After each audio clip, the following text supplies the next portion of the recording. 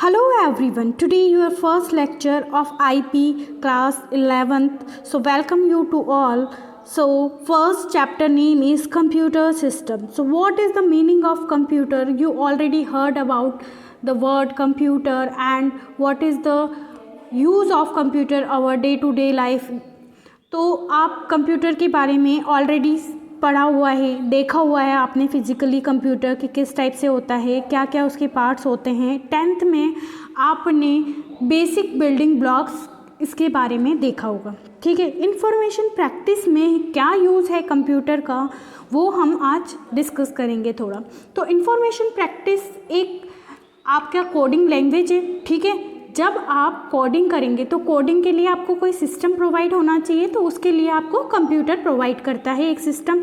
इसके अंदर हम कोडिंग करते हैं। ठीक है, कोडिंग बहुत टाइप की होती है, C++, जावा, .NET, ओरेकल, पर्ल, तो आप पाइथन। ठीक है, तो ये कोडिंग के टाइप होते हैं। According to our need we use this type of coding language. ठीक है, तो कंप्यूटर से आप क्या समझते हैं? सिंपली बेसिक नीड है कि कंप्यूटर कंप्यूट करने के काम आता है, यानी कि गणना करने के काम आता है, कोई भी कैलकुलेशन करने के काम आता है। लेकिन ये तो था सिर्फ मीनिंग, लेकिन आज हम कंप्यूटर का यूज़ इन एवरी फील्ड कर रहे हैं। ठीक है, चाहे स्कूल हो, कॉलेज हो, घर हो, किसी भी गवर्नमेंट या प्राइवेट इंडस्ट्री हो, या कोई भी ऐसा सोर्स जिससे हम डे टू डे लाइफ में कनेक्ट हो सकते हैं। ठीक है, आपस में एक नेटवर्किंग के जरिए हम सब कनेक्ट हैं। ठीक है, तो अब नेटवर्क क्या होता है? जैसे आपका क्या हुआ कि आपने कुछ भी एक मेल ट्रांसफ़र किया। ठीक है, सपोज़ आपने एक मेल ट्रांसफ़र किया, तो मेल ट्रांसफ़र किस सामने वाले इंसान को जा रहा है, पर्टिकुलर एड्रेस पे जा रहा है। तो आप इंडिया या कहीं पे भी आप बैठे हो, सपोज़ आप इंडिया में बैठे हो और आपको USA में भेजना है, तो विद इन अ क्लिक, मतलब विद इन अ सेकेंड, आप एक क्लिक करते ही आपका जो भी ईमेल है, जो भी यूज़फुल इन्फॉर्मेशन है, वो आप दूसरे पर्सन को ट्रांसफ़र कर रहे हो। तो ये नेटवर्किंग के थ्रू ही हो रहा है। इसके पीछे भी एक कोडिंग लिखी होगी। ठीक है, तो ये जो सारा काम है ये कोडिंग के ऊपर बेस्ड है, ये पूरा सब्जेक्ट ही कोडिंग के ऊपर बेस्ड है। तो आगे फ्यूचर में अगर आपको बहुत नॉलेज मिलेगी सब्जेक्ट से। ठीक है, अब आपने कंप्यूटर का थोड़ा बहुत नॉलेज गेन कर लिया यहाँ से अब आपको पता चल गया कि कंप्यूटर सिस्टम कंप्यूटर का होता है। ठीक है ना, कंप्यूटर के बारे में पता चला, तो बेसिक भी कि कंप्यूटर में क्या क्या होता है। फिजिकली आपको क्या दिखता है? एक कंप्यूटर दिखता है, उसके साथ में सिस्टम, पूरा सिस्टम का एक सेटअप होता है। CPU होता है, माउस होता है, कीबोर्ड होता है, डेस्कटॉप होता है। तो पूरा एक सिस्टम जो आपस में कनेक्टेड होता है और पूरा मिलकर एक कंप्यूटर सिस्टम बनाता है। ठीक है, हर एक सिस्टम का अपना एक वैल्यू है। ठीक है, माउस किस लिए यूज़ करते हैं, कीबोर्ड किस लिए यूज़ करते हैं, डेस्कटॉप पे हम क्या कर सकते हैं। ठीक है, तो हर एक जो सिस्टम है उसका अपना एक वैल्यू है, या उसको हम किस यूज़ में काम में लेते हैं। ठीक है, अब कंप्यूटर किसी ने तो बनाया होगा, तो who is inventor of computer? तो चार्ल्स बेबेज, ठीक है, एक साइंटिस्ट है, उन्होंने क्या किया, कंप्यूटर बनाया था। बट इनिशियली जो कंप्यूटर था वो बहुत ज़्यादा बड़ा था। इट मीन्स कि अभी जो हम कंप्यूटर देख रहे हैं ये 5th जनरेशन है कंप्यूटर की। ठीक है, जो AI इंटेलिजेंट यानी कि आर्टिफिशियल इंटेलिजेंट पे बेस्ड है, या फिर जो भी हमें आज दिख रहा है वो 5th जनरेशन है। जैसे आपकी 1st जनरेशन दादा, फिर पोता, दादा, फिर बेटा, फिर पोता, फिर परपोता, इस टाइप से जनरेशन है। तो कंप्यूटर में भी सेम जनरेशन फॉलो होती है। ठीक है, तो ये आप जो अभी यूज़ कर रहे हैं रिसेंटली, ये आपकी 5th जनरेशन है। तो 1st जनरेशन का जो कंप्यूटर होता था वो काफ़ी ज़्यादा बड़ा होता था। उसको जब चीज़ बड़ी होगी तो उसके लिए पैसे ज़्यादा देने पड़ेंगे, जब चीज़ ज़्यादा बड़ी होगी तो उसके लिए रखरखाव ज़्यादा करना पड़ेगा, मेंटेनेंस ज़्यादा होगी। इट मीन्स, ठीक है, आप अगर इंग्लिश में कंफर्टेबल है then I can speak in English, if you are comfortable in Hindi then I can speak in Hindi language. So comment section में ये भी बता देना कि आप इंग्लिश में कंफर्टेबल है या हिंदी में। ठीक है, तो बहुत बड़ा जो साइज़ होता था कंप्यूटर का, तो उससे क्या होता था कि हीट भी बहुत ज़्यादा प्रोड्यूस होती थी, और हमें उस कंप्यूटर को कूल डाउन करने के लिए बहुत बड़े बड़े इक्विपमेंट की रिक्वायरमेंट होती थी, और उस टाइम पे जो कैलकुलेशन है वो बहुत स्लो स्पीड से होती थी। इट मीन्स जो हमें आज हमारा जो कंप्यूटर कर सकता है बहुत जल्दी, जैसे एक क्लिक पे विद इन अ सेकेंड हमारे पास रिजल्ट शो हो जाता है। पहले ये बहुत टाइम लगता था प्रोसेसिंग में, ठीक है, लेकिन वो इसकी इनिशियल स्टेज थी। धीरे धीरे हमने कॉम्पैक्ट साइज़ करा, और आज आप जो सिस्टम से पढ़ रहे हैं वो भी एक कंप्यूटर का पार्ट ही है, ठीक है। क्योंकि ये अगर चार्ल्स बेबेज नहीं होते तो आज हम आपस में कनेक्टेड नहीं, कोविड सिचुएशन में भी हम आपस में कनेक्टेड होके बात नहीं कर पाते, ठीक है।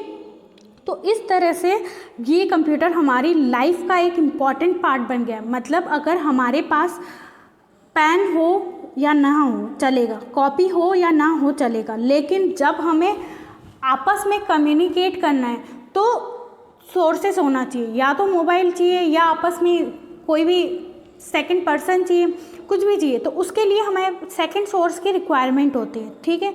इन्फॉर्मेशन यानी कि जो भी हमारे पास गैदर इन्फॉर्मेशन है वो हमें सामने वाले इंसान को या सिस्टम को ट्रांसफ़र करना है, ठीक है, ताकि और ऐसा कि वो हम भी समझे और सामने वाला इंसान या जो भी सिस्टम है वो समझे। पता चला हम जापानीज़ बोल रहे हैं और सामने जो हमारे इंसान है उसको जापानीज़ आती नहीं हो, ठीक है, तो वो चीज़ भी हमें ध्यान में रखनी है, ठीक है। कंप्यूटर के बारे में आपको पता चल गया कि कंप्यूटर का आविष्कारक कौन है, चार्ल्स बेबेज, ठीक है। लेकिन अब हमारे पास जो आए हैं वो एडवांस और मॉडर्न कंप्यूटर है।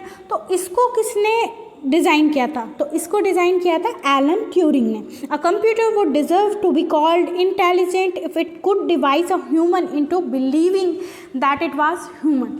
अब आपको पता है कि ह्यूमन और कंप्यूटर में क्या डिफरेंस है। देखिए, ह्यूमन अपनी इफ़िशेंसी का वर्क कर सकता है। इट मीन्स अगर उसकी बॉडी साथ दे तो वो 8 घंटे काम कर सकता है, लेकिन कंप्यूटर में अगर पावर अवेलेबल है तो हम उसको 24 आवर तक भी काम में ले सकते हैं। वो बीच में ना थकेगा, ना आपको कोई गलत इन्फॉर्मेशन देगा। मतलब अगर 2 + 2 4, लेकिन अगर उसके बजाय हम ह्यूमन बीइंग है, मान लीजिए हमारी एनर्जी बिल्कुल डाउन हो चुकी है और हमसे उस टाइम पे कोई पूछे तो हम हो सकता है आंसर सही भी दे दे और गलत भी दे दे, तो हमारे यहाँ पे गलत होने के चांसेस ज़्यादा है as compare to computer. Computer बिल्कुल एक्यूरेट ही आंसर देगा, ठीक है। उसके बाद में कंप्यूटर के पास थिंकिंग पावर नहीं है। हमारे पास थिंकिंग पावर है, लॉजिकल पावर है, कंप्यूटर के पास नहीं है। अगर आपने 2 + 2 लिखा है तो वो 4 ही आंसर देगा, ठीक है। वो अपनी जो ब्रेन पावर है वो यूज़ नहीं कर सकता क्योंकि कंप्यूटर के पास कोई स्पेशल ब्रेन पावर नहीं है। लेकिन अब जो जनरेशन आएगी कंप्यूटर की उसमें हम आर्टिफिशियल इंटेलिजेंट का यूज़ कर रहे हैं। तो उससे जैसे आप सोफिया है, एक कंप्यूटर का वही है, रोबोटिक पार्ट है, ठीक है। उसको अगर हम बोलते हैं, कोई भी इंस्ट्रक्शन देते हैं तो वो उसको फॉलो करती है। तो ये आर्टिफिशियल इंटेलिजेंट में अब हो रहा है इनिशिएट, बट वो अपने तरफ से थिंक तो नहीं कर सकती, सिर्फ हमारे इंस्ट्रक्शन फॉलो कर रही है, ठीक है, सुनने के बाद। तो धीरे धीरे ऐसा होगा कि हम फीलिंग डेवलप नहीं कर सकते उसमें, लेकिन उसके सिस्टम को अपग्रेड कर सकते हैं कि किस टाइप से वो वर्क करे हमारे बात पे, ठीक है। जैसे हमने बोला go to and take some files, तो वो जाएगी और पर्टिकुलर जगह पे वो फाइल लेके आएगी, ठीक है। तो ये कुछ ओवरव्यू था अबाउट कंप्यूटर सिस्टम। अब हम स्टार्ट करेंगे इंट्रोडक्शन टू कंप्यूटर सिस्टम। आपको पता है कंप्यूटर क्या है, एक इलेक्ट्रॉनिक डिवाइस है, ठीक है। अगर हम इनपुट देंगे तो वो हमें आउटपुट देगा, ठीक है। सबसे पहले क्या होता है कि कुछ पार्ट जो सिस्टम के अंदर पार्ट कंसिस्ट होते हैं उसके बारे में डिस्कस कर लेते हैं। तो सीपीयू का फुल फॉर्म क्या हुआ, central processing unit. Second one is memory, ठीक है। मेमोरी से उसका मतलब ये नहीं है कि हमारे जैसी मेमोरी का मतलब जो स्टोरेज यूनिट है कंप्यूटर के अंदर उसकी बात कर रहे हैं यहाँ पे। Input output device, input device यानी कि जिससे हम कोई भी कोडिंग फीड कर रहे हैं, ठीक है, वो हुई थी इनपुट डिवाइस, और हम जिससे अपना आउटपुट यानी कि रिजल्ट आ रहा है तो वो हुआ हमारा आउटपुट डिवाइस, ठीक है। A computer along with additional hardware and software together is called computer system. अब आपके पास जो आपको फिजिकली दिख रहा है, इट मीन्स आंखों से दिख रहा है, वो तो आपको हो गया हार्डवेयर पार्ट। लेकिन सॉफ्टवेयर, जैसे आप एप्लीकेशन यूज़ करते हैं, कोई भी डिफरेंट टाइप ऑफ गेम की आप एप्लीकेशन यूज़ करते हो, फ्री फायर है या आप कैंडी क्रश खेलते हो, तो ये सारी जो पार्ट है, जैसे वर्ड है, माइक्रोसॉफ्ट ऑफिस है, इसके अंदर इंक्लूडेड हो जाते हैं सारे सॉफ्टवेयर। ठीक है, आप हार्डवेयर जो देख रहे हो फिजिकली और जिस पे काम कर रहे हो वो हो गया सॉफ्टवेयर। ठीक है, देखिए अब यहाँ पे सबसे इम्पॉर्टेंट आपका ये है कंपोनेंट ऑफ कंप्यूटर सिस्टम। आज हम यहाँ तक ही डिस्कस करेंगे, बस इसके आगे हम नेक्स्ट क्लास में डिस्कस करेंगे।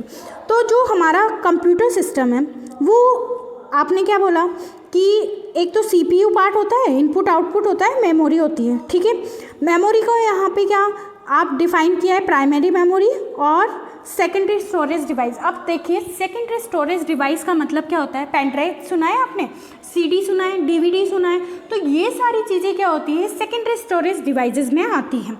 बट प्राइमरी मेमोरी क्या होता है, आप इसके अंदर इनबिल्ट ही होती है। कंट्रोल यूनिट मतलब जो सारे लॉजिकल मैथमेटिकल वर्क है वो इसके अंदर फीड होते हैं। अर्थमेटिक लॉजिकल यूनिट भी समझ गए आप कि मैथमेटिकल वर्क यूज़ होता है। ठीक है, इनपुट डिवाइस यानी कि जो भी वर्क आपको देना है या कैलकुलेशन देनी है वो इसमें फीड होगा, और आउटपुट यानी कि उसका रिजल्ट मिलेगा। तो इसके बारे में ब्रॉडली हम नेक्स्ट लेक्चर में डिस्कस करेंगे। तो आज के लिए इतना ही। आपको क्लास कैसी लगी, क्या करेक्शन इसमें करने हैं, लैंग्वेज हिंदी लिखनी है, हिंदी में बोलना है या इंग्लिश में बोलना है, आप सब कमेंट सेक्शन में बता सकते हो, और आपकी अटेंडेंस भी कमेंट सेक्शन में ही दीजिएगा। Thank you.